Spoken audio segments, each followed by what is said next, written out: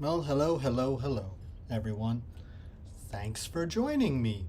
My name is Chris Rini, and this is the studio live stream. It is Monday, August 5th, 2024, and I will be drawing some interesting things and teaching you about some weird stuff in Denmark. For those of you who don't know, I moved here 2.5 years ago with my family, and now I am leaving MMA media and starting a new life as an artist in New York. I mean, no, as a New York artist in Denmark. So, yeah, how's it going? Good to see you. Good to be here. I decided that I'm going to do a couple different fun things. Oh, I wonder if I can look at the screen and draw. It's like a Wacom tablet, right? That's cool. All right. This is new. So, yeah, I'm going to chat a little bit about the UFC card because I know a lot of people here know me through the MMA community, and I appreciate you sticking around with me, even though I don't know how I'm going to survive without MMA in my life the way it was, but hey, that's life, right? I was a guest last week on the co-main event Patreon live chat, and that is a personal highlight. Yeah, I have been following Ben and Chad's work for over 10 years. When I first got into MMA, and I was, on basically on Reddit a lot. I remember somebody saying like, "Oh, Ben Folks, he's a good writer. He's a good guy." So I'd always check out his columns. I think he was already with MMA Junkie by that time. This is like 2012, and I think they had just started the Co-Main podcast, and around that time, man, it was hard to find good MMA podcasts. You had the MMA Hour, which was good, but I also that had its limits because it was so interview based. It was very guest dependent, and the co-main was like, oh man, these are people who I enjoy listening to talk. It was like, the what I most wanted. I kind of want to hear like the host's thoughts and opinions. Fighters and interviews, they have their limitations. Let's see. So I've been following them, as I said, for 12 years, basically since their inception, and that is just good luck, good fortune that happened out that way. I wouldn't say that I know them, but we have kind of interacted mostly through email, a couple video calls once or twice, and when they announced that, Chad had to get a new job and it was going to affect their ability to, stick with their schedule, I reached out and I said, like, hey, man, listen, I see the way Chuck Mindenhall sits in for the morning combat guys. If you ever want, I could do that for you. I'm a huge fan of the community, what they built. Those are really good people there. And they were like, wow, that's nice. A couple people already did that and reached out. So, thank you. And that's that. And then a couple months later, I got the call, and so I was a guest, and it was super fun, super fun. I did a little bit of reading ahead of time, just to kind of so I wouldn't embarrass myself. I was really worried about getting questions about the fight card this past weekend, and just being like, huh, who's fighting? What? Which? I truthfully had to remind myself like the difference between Umar and Saeed Nurmagomedov. Because I pay attention to both of them. They got the name, right? They got that legacy name, which is pretty cool. It's pretty cool. I can't believe nobody has said this, or at least I haven't, but it is pretty funny that there is a grappling family, not unlike the Gracies, where, people just like, because I know one of those, Saeed or Umar, is actually not related to Khabib, but the other one is. And for those of you who don't know, Vitor Belfort, who is you know, just one of the OGs of MMA in all ways, in good and bad. He debuted in the UFC as Victor Gracie. And that's a much longer, crazier story than I have time to tell or probably have any right to. You know, I am not an OG. I'm more like a 2008 is when I first kind of started getting into MMA, and then 2009 when I quit being a musician, then I really had room in my life to like make it take over. Jesus. So I was a little sad for Corey Sandhagen, seeing him, you know, basically that's it, man. He is currently out of the title picture. I feel like Corey Sandhagen was trying to do the Max Holloway thing of just, you know, making himself undeniable, you know, wrecking people, doing stuff that needed to happen to make it so that he had to fight for the title. I would have loved to have seen him fight Sean O'Malley. That I thought that was such a cool style matchup in terms of their striking and their footwork and their abilities, and it just didn't happen. It didn't happen for the poor guy, and so be it. So be it. That's just life, you know. Let's see. This is one of my designs right here. This is called a Nisse, and it looks a little bit like Santa, but it is actually a little old man who's a mischievous elf. We'll get more on that later. More on that later. I want to chat about the card this weekend. I was out with my family on Saturday, and I didn't realize that it was an afternoon card in North America, and those work out to be the best for me over here in Denmark, because an afternoon card for you means sometimes I can like see like, you know, a 9 o'clock main card. That is absolutely delightful now because it's a rarity. It's no longer the standard in my life. And as you know, familiarity breeds contempt, but novelty, man, that'll do you. That'll get you far in this world. Should I put a little tree in the background or presents? Oh, that's a nice idea. There we go.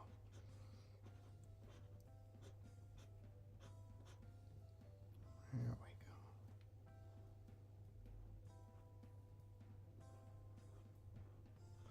I'm mostly freestyling these Nisses right now, but I might use some actual photo reference at some point to get the geometry right. But I'm going to do a couple of these, some with presents, some with trees, just solo. And this is a product that I'm making for the Danish market, so I can, I don't know, be part of society. That is a hard thing for me to do. My wife recently referred to me as an antisocial extrovert, and that is painfully accurate. So let's get back to the card. I showed up just in time for the warm-ups and walkouts. They were doing the back in the dressing room shots of Chito Vera versus Davison Figueiredo. And that was a fantastic fight. That is, you know, one thing that we don't get a lot of these days in MMA is high-level fights. You know, there's just a lot of filler. And I felt like this card was exceptional for giving us two exceptionally high-level fights, big stakes, and great execution.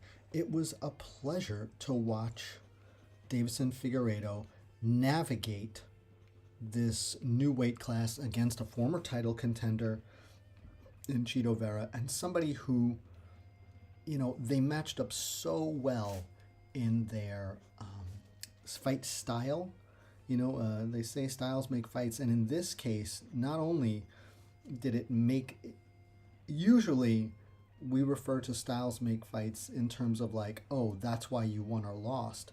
But this was a case where, oh, that's why this was great.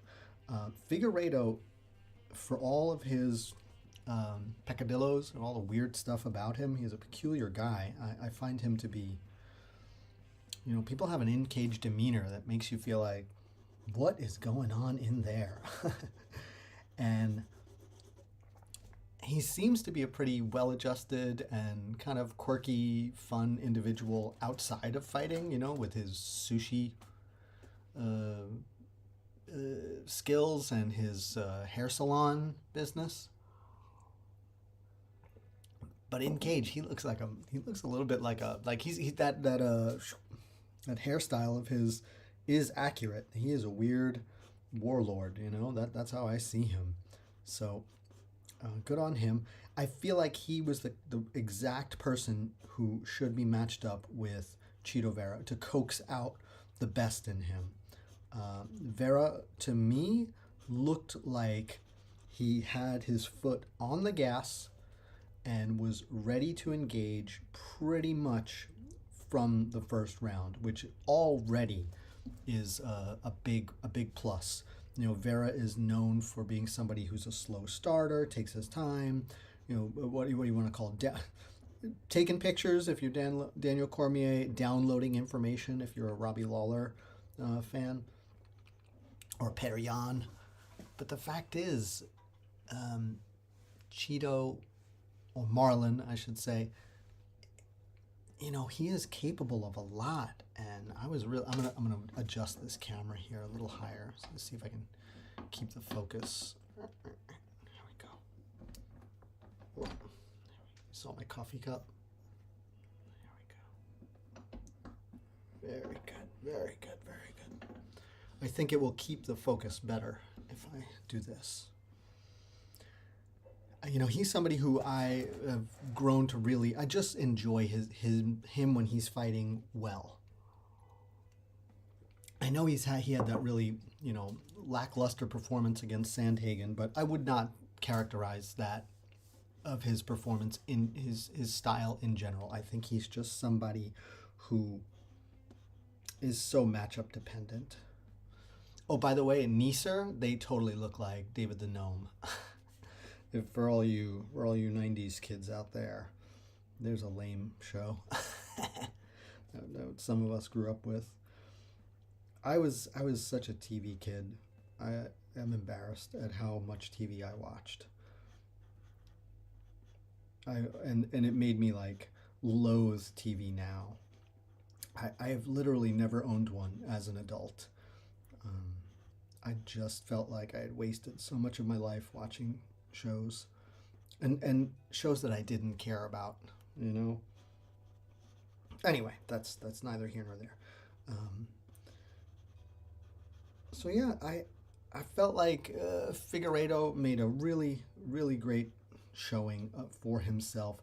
I thought he navigated the size difference really well. You could see it. You could see the frame. You know, you can't always, but Figueiredo definitely looks like one of these guys who has enough. He has to put on bulk to be a bantamweight, and Vera is, you know, looks like an athlete. You know, looks like somebody who could be doing any number of sports. I guess outside of the tattoos, you know, those are the things that make you be like, oh, you must be a fighter.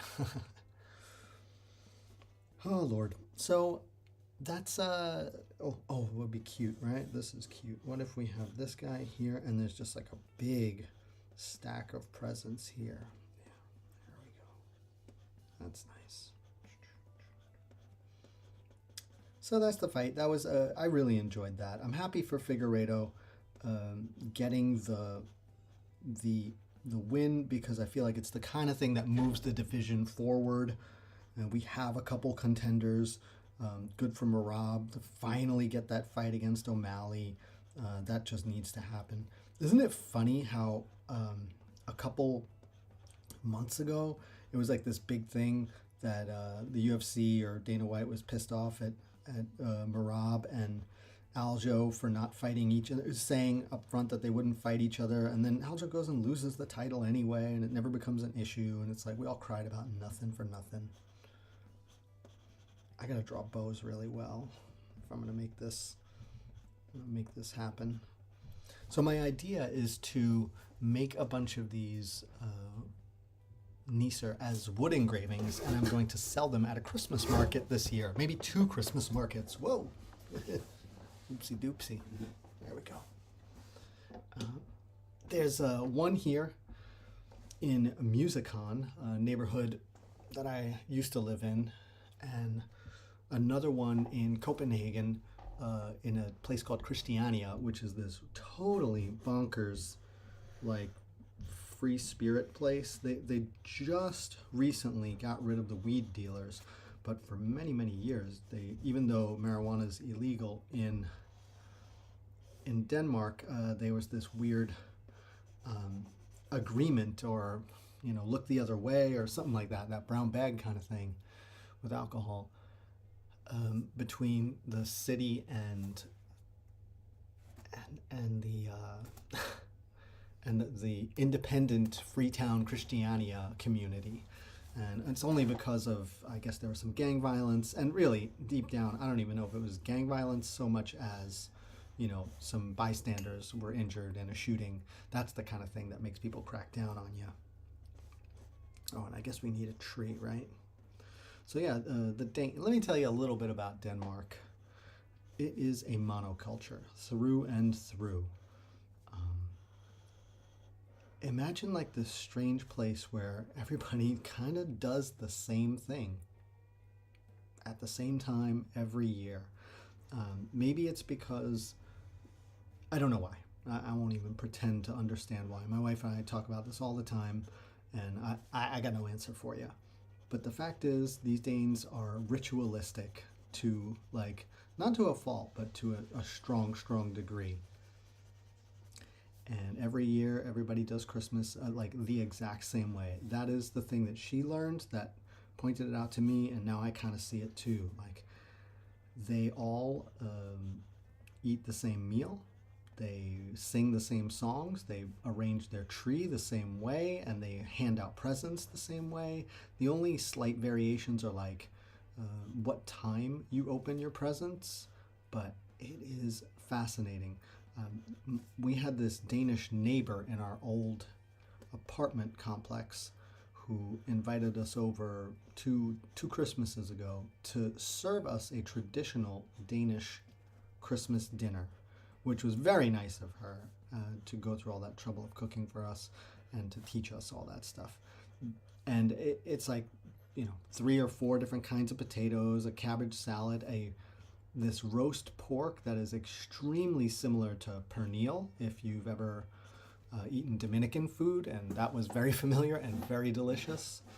The multiple styles of potato were fine. I only need 2 is enough for me, but that's cool. That's cool. And then this is the big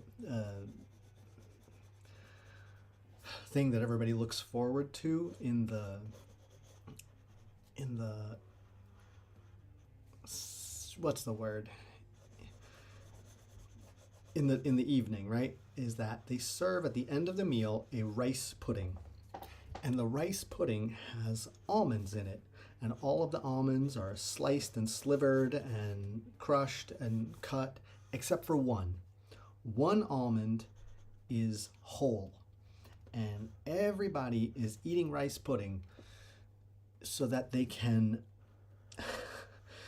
find the whole almond. And if you find the whole almond, then you win whatever, like there's a present or a prize to be given at Christmas that year. So that year, it was our job to buy the present, and we bought this thing, a Nisse hat, which was very cute. It was a cute felt red cone, and it was very funny. Now the trick is, if you find the almond, right, you can just be like, hey, I got the almond, yay, I win. But what a lot of people do is they'll hide the almond, like in your cheek or something, and then don't tell anyone, and you just keep eating it, right?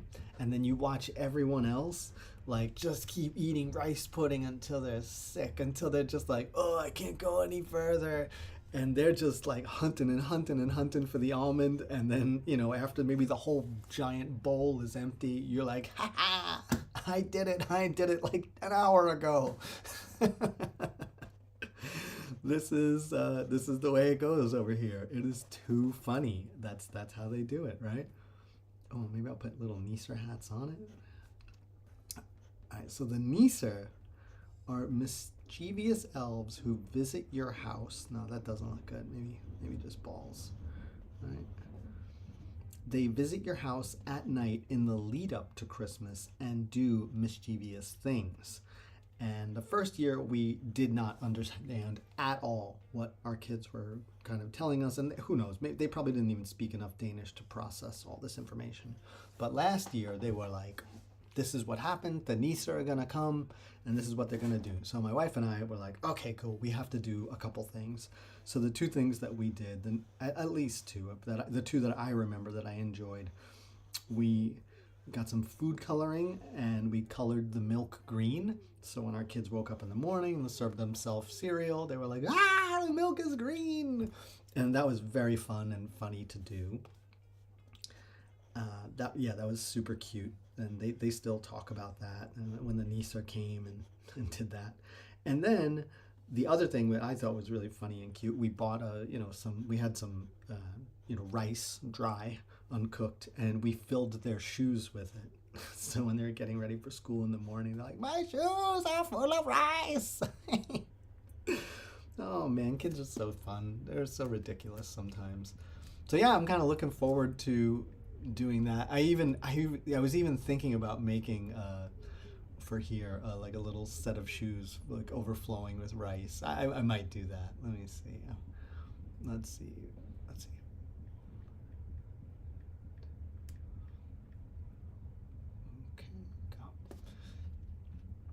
All right. Oh yeah, there we go. I gotta learn how to do this. Present bow.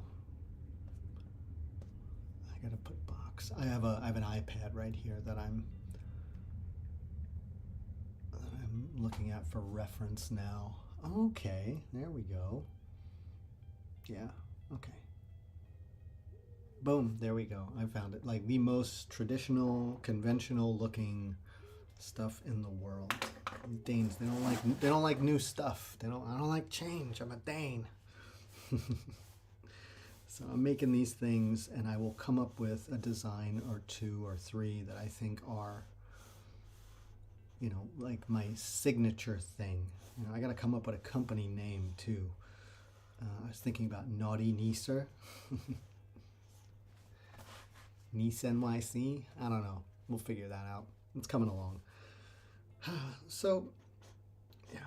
I see what I'm doing. I'm not putting the tops on the box. I know I'm drawing these boxes as though, or these presents as though I made them, in which it's a box and I've put, a present in there. But I see now what really makes it look nice is if you put it this way, like there's a what's the word? Like a cover, like a cap on it, right? So like you undo the bow and then you grab the cap and take it off, and there's in there.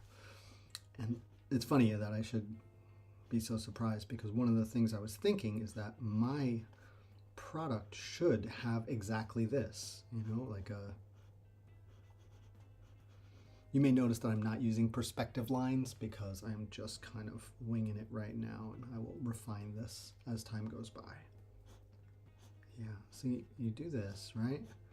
Here's the bow, and then you put like a little shadow right here where the cap kind of holds the bow away from the box just a tiny bit. So yeah, the Nisse come and they do mischievous things. Everyone eats the same meal of these like 4 different kinds of potatoes and roast pork and cabbage. And then, this is of course the creepiest part, everybody like walks into the room, I think in age order, where the Christmas tree is, and they put the Christmas tree in the center of the room. And everybody holds hands and dances around the tree and sings. And let me tell you that everyone sings the same stuff. They all do the same stuff. It is so like Children of the Corn weird, because they're all like, they look like that too here. And I was in my son's swimming class last year in December, and our last class before the, what is it called? Before the Christmas break, they had, I'm not joking, they had a fully decorated and lit Christmas tree. It had to be at least 4 feet tall, and it was mounted on a huge foam board, and they just put that bad boy in the pool. And we all got in a circle, me and all the other parents and our kids, because our kids they were in the class where they needed parents to be in the water because their kids are, not taken to it, or either young or not taken to it too easily. And my son definitely, he was terrified at first, and he got through it. But man, it took a while. Kids really teach you some patience, and, understanding that not everybody experiences life the same way you do. So I have to get in the water. I'm doing the class. I got to hold hands with somebody else, my kid and some other parent or some other kid, and a little swimway, swimming in a circle around this floating Christmas tree, and everybody's singing the same song, and they all know the song. And me and him, maybe he knew it by that point because they sing it in school. Oh, it is so bizarre. I don't care what anyone says. It is so bizarre. One of the interesting things about America is, you could talk to, number one, everybody celebrates something, right? And it doesn't necessarily have to be Christmas. And here, it's mostly Christmas. There's a very small Muslim population here, and they have all sorts of difficulties, integrating, more so than I do, because my wife is white, and we grew up in America, which, so all the Danes speak English, and then we grew up in New York City, and Danes like New York City. It is look, I have a lot of advantages here. There we go. Oh, see, this is going to be nice. We'll do a present like that. Always got to put a nice horizon line. Put some shadow in there. This is going to be nice. It's going to be nice. I'm going to squish it in Procreate or something. And so yeah, so that's what we do here in Denmark. We sing. They sing a lot of songs, which honestly is a lovely part of the culture here. It is a big singing culture, and I like that a lot. It is somehow, it seems to really bond people together in ways that they don't even realize, but it's so crazy. If you go to a major birthday celebration, which means one that ends in a 0, people will straight up write songs for the celebrant. That is amazing. That it is expected that you will write a song about this person and sing it. Can you imagine that in a Western society, in American society? It's wild. Yeah, I'll tell you all more about it. If you want to know about anything, I would be happy to talk about it. It is so strange, and I'm kind of coming to terms with it in a different way because I have to participate more now that I'm not working with. Oh, and then God Yule. That's it. Right? That's what they say. Good is God. God is good, and no one seems to find the humor. No one seems to find the humor in that. God is good. Oh yeah. In if you want to translate it, right? But isn't that what they say in Islam? All right. Enough of that. I don't want to talk about culture that way. It's too inflammatory for things that I don't want to care about or talk about or think about right now. So yeah, maybe I'll do something like this.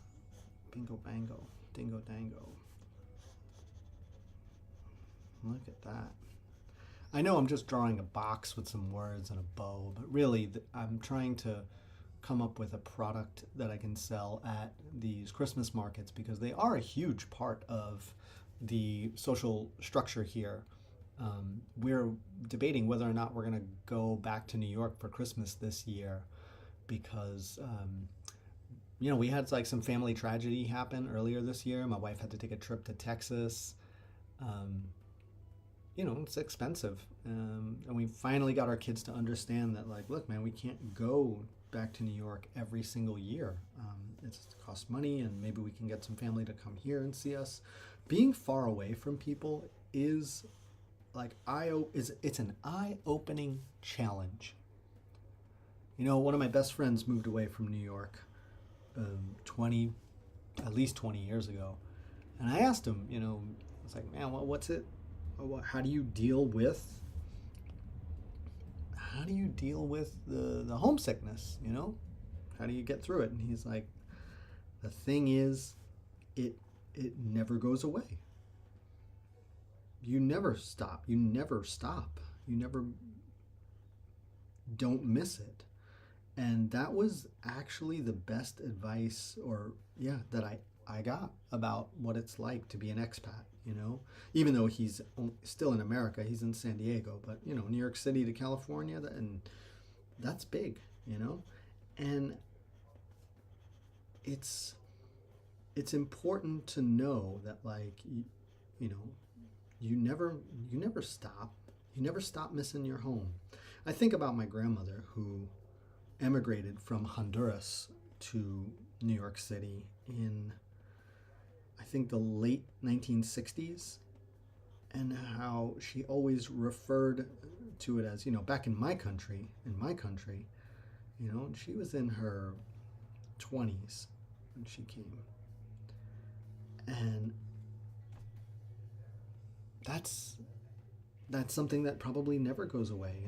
That's her country. There's this. Have any of you ever moved or relocated? I've heard it said that, like, wherever you go to high school, that's where you are from culturally, and I kind of get that, because you would go through that transition, from like adolescence into like your next phase of life. Like you go through like puberty and that post-pubescent stage where you're like, becoming, finding your own interests that are separate from your family.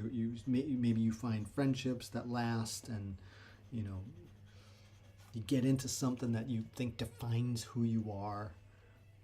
I wonder about that all the time. I grew up in Queens. I was born in Brooklyn, but I grew up mostly in Queens. I probably moved there when I was almost 5 years old, and it's a big part of who I am. I got like that. I still have like that bridge and tunnel kind of insecurity from like when that was like a big insult. I don't know if you guys are familiar with that. Bridge and tunnelers is how people in Manhattan used to mock or deride people from the boroughs, and then, of course, in the 2000s, Brooklyn overtook Manhattan as the cool place to be, or be from, or to live, or to socialize. So that was a super bizarre thing for me to see as a young man. What a life. So yeah, I got these Nisses. I'm thinking about how else to do this. Oh, maybe I'll put a little tree in the background. That'd be cute. A tree and a cat. We've been thinking about getting cats. My kids love animals, and for years we debated it, because number one, when they were too young, it's like, we're gonna do all the work, and you just don't want to. You're still raising little kids. Now they're 8 and 9, and it's different. And they can do stuff. My daughter washed all the windows on the first floor of the house a week or two ago, because she wanted to make some money. And like, that's amazing. Kid just be like, yeah, man, I want some cash. I'll work. And then she just does. So you have a little more confidence that the kids will actually just do things and not leave it all to the adults. And also, we just kind of, my wife and I were really torn, because I am a cat person, she's a dog person, and I broke her down. I just was like, look, I work from home. I'm going to be the one who takes care of the dog all the time, and I'm the one who doesn't want one more than any of us. And after a while, she kind of just accepted that as a reasonable explanation, you know, that's or a concession. And a friend of ours got a cat, and she's totally in love with it. And she's like, I've been a dog person my whole life, and my God, these cats are amazing. They're just, this is way better. You know, they're so easy and so lovable. So I'm really hoping that, you know, in November we get like 2 kittens. That would just be sick. So maybe I'll get some guests on here. Listen, thanks for hanging out with me. I'm kind of playing around with these ideas. I hope by the end of the week I have a design that I can burn into wood with this laser in the Musicon, and you know, maybe you could watch me turn this into a piece of stained glass or wood stained glass, which is one of my techniques. A technique that I created. It's called Riniography, and I'm gonna start teaching it here in Denmark next year. So, thanks for joining me. It's cool that I am able to transition to this new part of my life, and some of you will stick around and watch me grow. Once again, my name is Chris Rini. I would appreciate it if you like and subscribe, and I'll be back. I'll come back tomorrow.